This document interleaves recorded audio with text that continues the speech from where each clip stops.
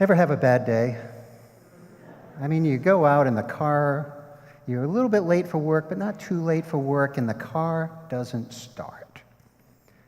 Or you have something that you need to bring with you to a party, and you can't find that gift that you put away and you wrapped it weeks ago, and you put it in a safe place, but you can't find that safe place, and you find it a couple of months later.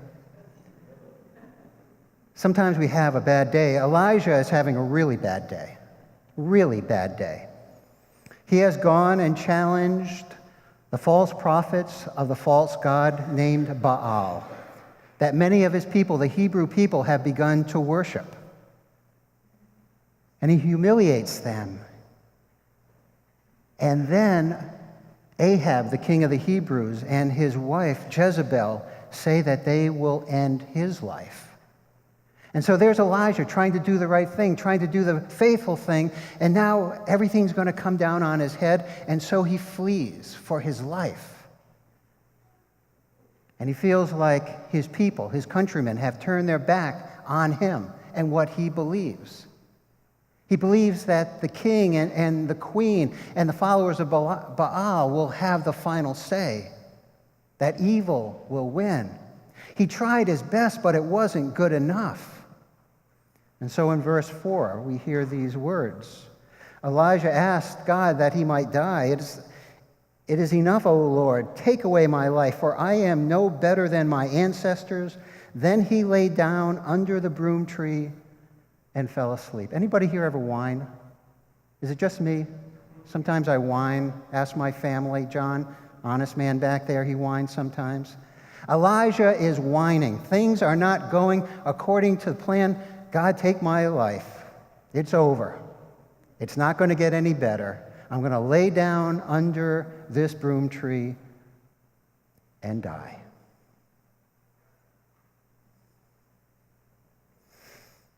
There's Elijah. He has had a hard day. Had a hard day. It's not going to be any better, God. Take me. When was the last time you felt hopeless? When was the last time you felt true despair? That it's not going to get any better. It's part of the human condition. We all feel that way sometime. Despair visits all of us. There are times when we all feel overwhelmed, and I think, truth be told, there are times, I know for me, that God feels like God is a million miles away. Ever felt hopeless? There was a lady I met in Cleveland. I served a church there some years ago, and her name was Esther Walker. And Esther, when I met her, was about 80 years of age. But she told me a story of when she was a young girl. She was about 9 years of age, 10, and her mom died. Her dad was consumed by grief. This was the day before Social Security. There was no way for the dad to work and fully provide for his family, and he was so caught up in his grief that Esther went and lived with an aunt on one side of the city of Cleveland. And her 6-year-old sister, Flora, was sent to live with a distant cousin on the other side of Cleveland. This is the day before everyone had a telephone. This was a day before the Social Security net, a safety net. And there was Esther and there was Flora. They were struggling. And Esther was staying with her aunt, and her aunt said, I just don't have enough time to take you and visit Flora, because her aunt also had her own children, and her aunt worked in a local mill. So Esther went weeks and now months without seeing her sister. She felt hopeless. She felt isolated. She didn't see her dad. And her sister, who she loved with all of her heart, seemed like she was in a different country. Esther remembers feeling at age 10 isolated, hopeless, and abandoned. Have you ever felt that way? We pick up the story of Elijah in verse 5 and 6. An angel touched Elijah and said to him, "Get up and eat." He looked, and there at his head was a cake baked on hot stones and a jar of water. I love how some of these Bible stories become very explicit. Not just that there is a cake, but it's a cake baked on hot stones under this broom tree in the wilderness. And there is a jar of water. In the wilderness, when your throat is parched, when you feel all alone, this sustenance has come to Elijah. There is hope. Even in the midst of his hopelessness, God is presenting hope before him. In the Bible, again and again, the story says that it's an angel who brings this bread and brings the water. It's the angel who ministers. And the angel set aside the Hallmark cards with the big wings and the white flowing robes. An angel is a messenger. And the messenger comes with a word from God. And the messenger comes in many forms. And the message is always the same, that even though you feel despair, even though you are frightened, God will rescue you. What you see as your reality isn't the ultimate reality. The despair that you feel right now, Elijah, and the fear, it's real, I know, but it isn't the final word. God still has a purpose for your life. It's about God's redemptive power. God's redeeming, renewing, refreshing power coming into the life of Elijah and coming into our lives when we feel like all we can see is the darkness in the tunnel. We see no light. The angel ministers to Elijah under the broom tree in the midst of his fear and despair and says, "Here is bread for your journey, and here is water." And then in verse 7, we hear this. The angel of the Lord came a second time, touched him and said, "Get up and eat, otherwise the journey will be too much for you." I think it's interesting that the messenger, the angel, says the same message a second time. Because the messenger understands, the angel understands that it's going to be hard for Elijah. This is not going to be easy work going forward. And so you need Elijah to eat. You need to be nourished. You need to be fed. You need to drink deeply. Because what God will ask of you is going to be challenging, going to be daunting, but not impossible. Scripture says elsewhere, "For nothing is impossible for God." Elijah, you have a purpose. The prophets, the false prophets who worship Baal, and Ahab and Jezebel who are hunting you down, they will not have the final word.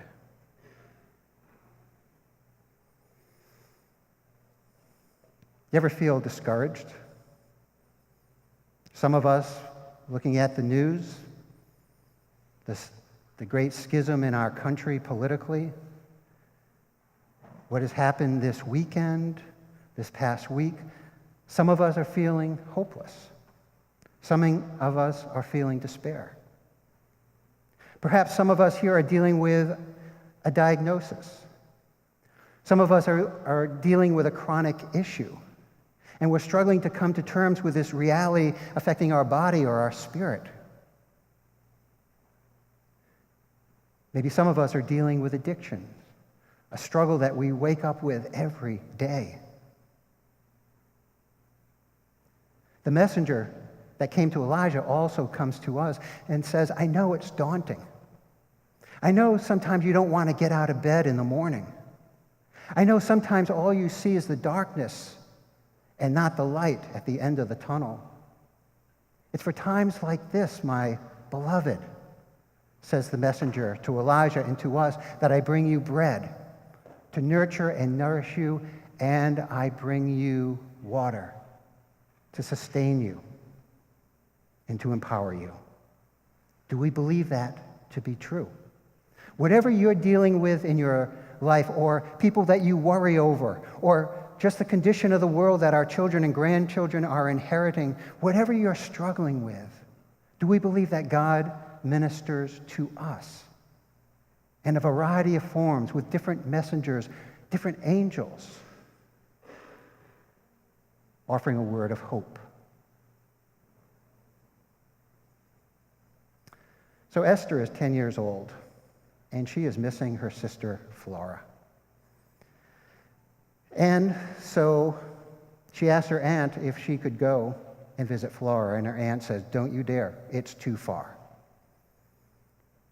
This is in the day of trolley cars. It was hard to get from one place to another in a big city, and you're 10 years old. And so one day, Esther couldn't take it anymore, and she packed a lunch. And when her aunt went off running errands, she started walking. She had the address, and she would go up to perfect strangers and ask, "Do you know where my sister lives? Do you know where this address?" And over the course of a few hours, she finally found her way to Flora's home. She said, "I had packed a lunch. I packed a sandwich." She said, "I ate one half of the sandwich so I'd be strong, because I didn't know how far away Flora was. And then when I found my sister, I gave her the other half of my sandwich, because I didn't know whether she was getting enough to eat." That's the story of our faith. That's the story of Elijah's story. That's our story. That God speaks into those moments of our life when we feel most isolated, most alone, most brokenhearted, most frightened, and ministers to us in a way that we each need.